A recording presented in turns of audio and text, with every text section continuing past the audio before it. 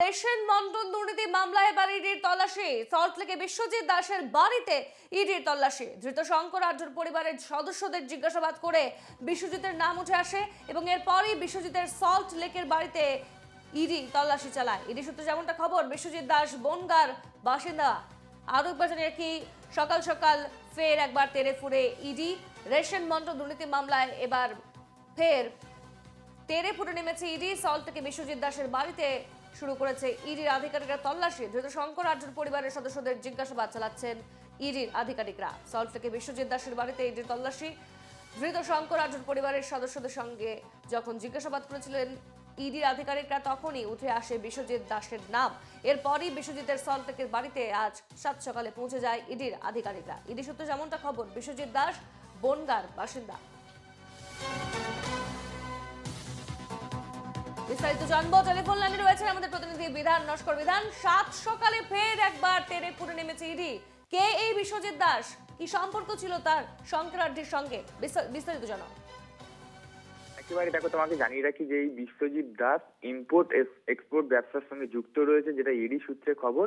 এবং এর আগে যে রেশন দুর্নীতি মামলায় শঙ্কর আঢ্যকে গ্রেপ্তার করা হয়েছে, পরবর্তী সময় দেখা যায় শঙ্কর আঢ্যের পরিবারের একে একে তার বাড়ির সদস্যদেরকে জিজ্ঞাসাবাদ করা হয় এবং সেখানে জিজ্ঞাসাবাদেই মূলত এই ব্যবসায়ী বিশ্বজিৎ দাসের নাম উঠে আসে।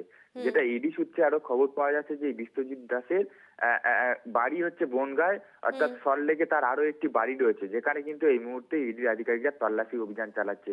শুধুমাত্র তার বাড়িতে নয়, বাড়ির বাইরে রাখা যে বিশ্বজিৎ দাসের বিলাসবহুল গাড়ি রয়েছে, সেই গাড়িতেও তল্লাশি অভিযান চালানো হয়। সেখান থেকে বেশ কিছু নথি উদ্ধার করে বাড়ির ভিতরে নিয়ে গেছে। এই মুহূর্তে কেন্দ্র বাহিনী বাইরে মোতায়েন রয়েছে, ভিতরে ইডি আধিকারিকরা তল্লাশি অভিযানের পাশাপাশি পরিবারের একাধিক সদস্য যারা রয়েছে তাদেরকে কিন্তু জিজ্ঞাসাবাদ করছে।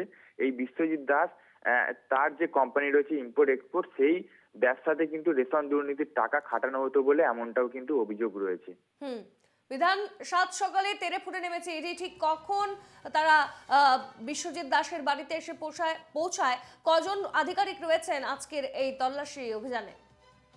একেবারে দেখো, তোমাকে জানিয়ে রাখি যে নিউ টাউন সিআরপিএফ ক্যাম্প রয়েছে, সেই নিউ টাউন সিআরপিএফ ক্যাম্প থেকে সকাল 6টা নাগাদ ইডির দুটি টিম তারা বেরোয় এবং বেরিয়ে সল্টলেক আইবি ব্লকের 78 নম্বর এই যে বাড়ি বিশ্বজিৎ দাসের বাড়ি, সেই বাড়িতে মূলত পৌঁছে যান ইডির দুটো গাড়ি, যেখানে কিন্তু 4 জন আধিকারিক রয়েছে ইডির, এমনটাই কিন্তু জানা যাচ্ছে। এই যে বিশ্বজিৎ দাস, তার পরিচয় কি এবং তিনি কোন ব্যবসার সঙ্গে জড়িত ছিলেন বা কোথায় তিনি অ্যাকচুয়ালি কর্মসূত্রে তিনি কোথায় জড়িত, এ ব্যাপারে কোনো তথ্য উঠে আসছে কি?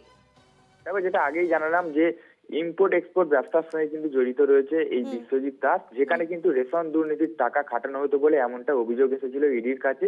এবং এই যে বনগাঁ থেকে যে গ্রেপ্তার হয়েছিল যে শঙ্কর আঢ্য, সেই শঙ্কর আঢ্যের পরিবারের একাধিক সদস্য যাদেরকে জিজ্ঞাসাবাদ করা হয়েছিল, তাদেরকে জিজ্ঞাসাবাদ করে এই ব্যবসায়ী বিশ্বজিৎ দাসের নাম উঠে আসে। তারপরেই কিন্তু মঙ্গলবার সকালে তার সল্টলেকের আইবি ব্লকের এই যে বাড়ি, সেই বাড়িতে কিন্তু এই মুহূর্তে তল্লাশি অভিযান চালাচ্ছে ইডি আধিকারিকরা। বেশ, এই খবরে নজর রেখো বিধান। আপাতত তোমাকে ধন্যবাদ।